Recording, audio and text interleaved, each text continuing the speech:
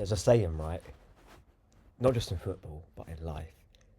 If it ain't broken, don't fix it.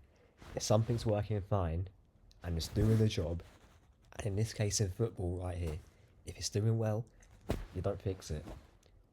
Unless your name is Ruben Amorim and you see your team playing a very, very good first half as a neutral. It was actually kind of enjoyable to watch. Although it is Manchester United, they were actually playing really well. And he goes and plays some haram formation in the second half, and United are pretty much defending for their lives and not even having an outball. Man United won, Newcastle nil. Man United win. Don't know how, but actually I do know how.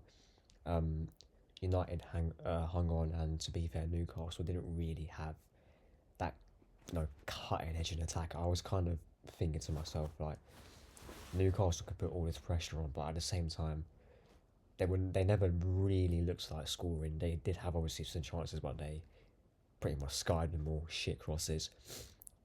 There just wasn't really any quality in that attack today, and um, people were gonna look at this and say, you know what, Man United went to a back four, Dorgu cooked on the wing, Ugarte looks like a half sensible footballer, Casemiro doing what he does in a normal working system. Their attack was actually playing well. I think Sesko, apart from him, he didn't really have the best of games, but they were actually playing like a football team. They were playing some good football. But then you're thinking to yourself, right, if they continue that on that in the second half, they'll easily go stat 3 or 4 past Newcastle. And that's the most obvious thing you do. But then they don't. They go to it looks like a 6 or 7 at the back. I don't want to make the joke. It looks like about 6 at the back, and then literally nothing in attack at all. Casemiro comes off. One of Darren Fletcher's sons come on. I can't remember which one it was. I think it was Jack Fletcher. And then they revert back to 3 central defenders and 2 midfielders.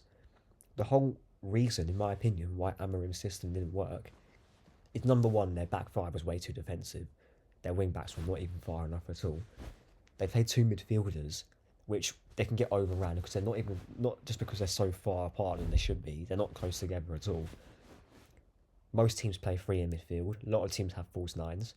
Quite a few teams have fullbacks that tuck into midfield. So they're potentially going up against like 2 against 4 in midfield, average most of the time. But then we see them play a 3 in midfield, and you're thinking, right, it's actually working. They're not getting cooked in midfield at all. If anything, they were cooking Newcastle. But then Eddie Howe goes into half time, sees what needs to be done, and to be fair, it was done for him. Amorim just shat the bed. I don't know why he done that, and yeah, I'm happy that, well, I'm really happy they still won, but on another day, a team with better quality, or just had better quality on the day, they beat Man United easily, because that whole second half, it was all Newcastle. It was all Newcastle, but just without the last sort of ball and last shot. And there's probably going to be a lot of Man United fans that's saying, you know what, Amorim can play decent football. He can play decent football, but your whole point as a manager is to get your team over the line and set them up for the best possible situation. And if we're being real, he set them up to fail. Because on another day, like I said, they lose that game. But yeah, to be fair, that first half, quite a few players played well for Man United. Dorgu, like I said, what a goal that was, by the way.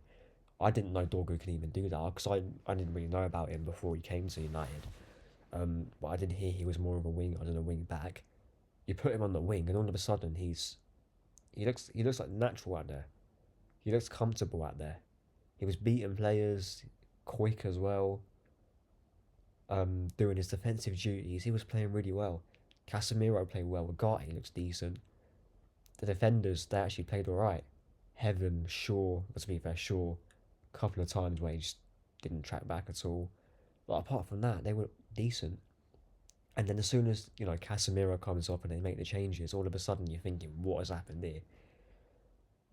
But yeah, that's crazy. I think they've got Wolves next, so they should beat them in spite of the manager.